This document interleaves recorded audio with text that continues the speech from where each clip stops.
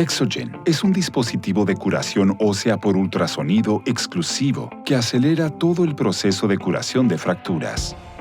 Mediante un ultrasonido pulsado de baja intensidad, activa una curación biológica a nivel molecular. Veamos el proceso natural de reparación ósea para entender cómo funciona Exogen. Ante una fractura, el cuerpo reacciona enviando células al lugar de la lesión y formando nuevos vasos sanguíneos. Después de la fase del callo blando, una matriz fibrosa reemplaza el tejido muerto y dañado. Se forma material cartilaginoso y el hueso comienza a crecer en los bordes del callo. En la fase del callo duro, se mineraliza el tejido blando y se une la fractura. Aquí la fractura ya se curó.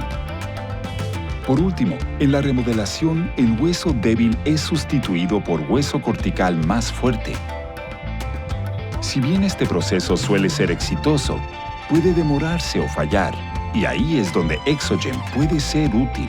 Ensayos de primera categoría revelan que Exogen acelera la curación de fracturas recientes indicadas en un 38% y que cura un 86% de fracturas de no unión en solo 20 minutos al día. Para esta curación activa, las ondas del ultrasonido pulsado de baja intensidad atraviesan la piel y el tejido blando para llegar a la fractura. Cuando la señal alcanza las células, las moléculas superficiales llamadas integrinas se agrupan y provocan una organización del citoesqueleto. Esto activa diversas señales que impulsan la formación de nuevos vasos sanguíneos, la distinción de células madre en condrocitos y osteoblastos y la mineralización. Todo esto sirve para la reparación ósea. Veamos la función de Exogen a nivel molecular.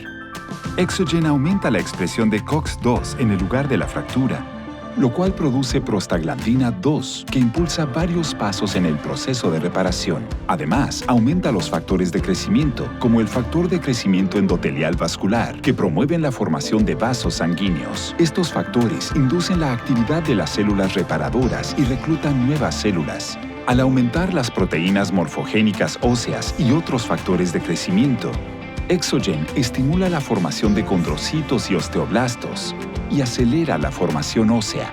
Al mejorar la expresión de múltiples factores a nivel molecular, Exogen acelera la curación de fracturas recientes indicadas y fracturas de no unión para que los pacientes retomen sus actividades más rápido.